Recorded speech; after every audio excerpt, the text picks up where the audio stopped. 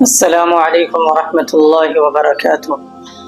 حضرت عبداللہ ابن الحذافہ رضی اللہ تعالی عنہ ایک صحابی ہے۔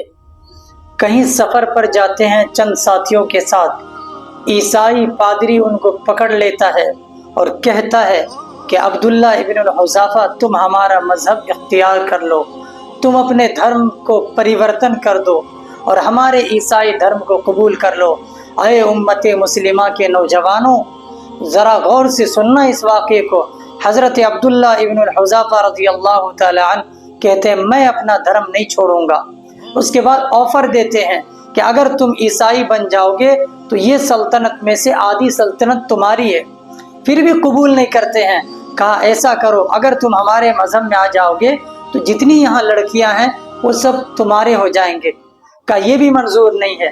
اس کے بعد ان کے ساتھیوں میں سے ایک ساتھی کو اٹھایا اور گرم تیل کے اندر ڈال دیا، چند سیکنڈ کے اندر بھون کے وہ کباب بن گیا۔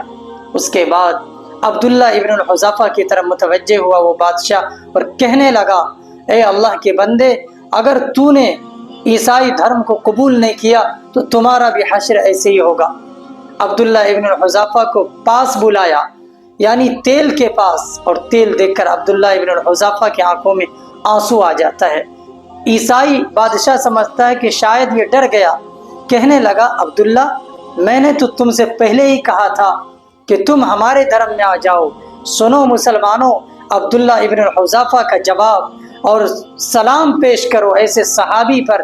کہنے لگے میں اس لیے نہیں رو رہا ہوں کہ تم مجھے جلا دو گے اور میں جل کر راکھ ہو جاؤں گا، میں اس لیے رو رہا ہوں کہ اللہ نے ایک ہی جان دی ہے، اگر اللہ 100 جان دی ہوتی تو سب کے سب اللہ کے نام پہ قربان کر دیتا۔ یہ ہے استقامت، یہ ہے ایمان۔ ایمان کا پتہ اس وقت چلتا ہے جب ایمان کے ساتھ امتحان آ جائے، اس وقت امتحان میں 100% کامیابی حاصل کرنے والا انسان ہی کامیاب ہوتا ہے، اور جو ڈر جاتا ہے وہ مر جاتا ہے، یہاں بھی اور وہاں بھی۔ اللہ تعالی ہم سب کو جب تک اس دنیا میں رکھے ایمان کے ساتھ، اسلام کے ساتھ، اور جب اٹھائے ایمان کے ساتھ، اسلام کے ساتھ۔